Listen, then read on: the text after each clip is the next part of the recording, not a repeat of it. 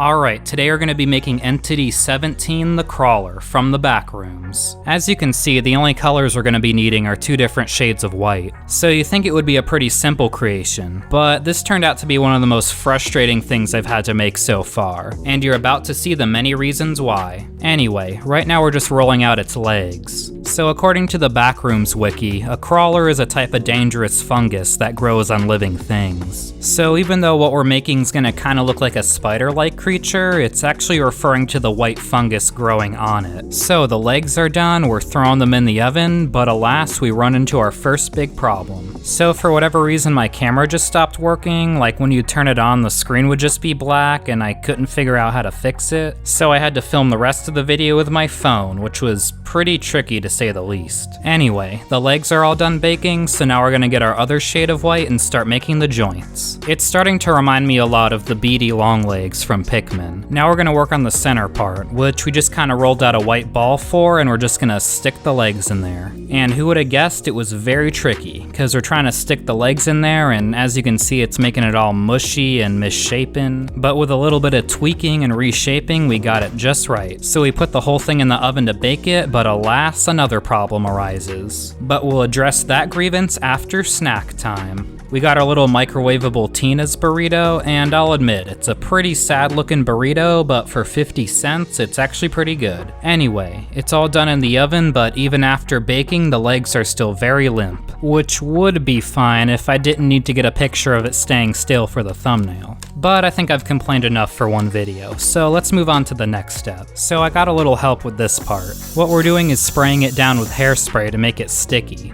And then we're sprinkling on some setting powder. This is what's gonna give it that kind of rough, grainy texture, like how it looks in the actual picture. Which, like I said, is supposed to represent a fungus that's growing on the spider. And adding that last bit of texture was the final step, so there it is, the crawler from the Backrooms.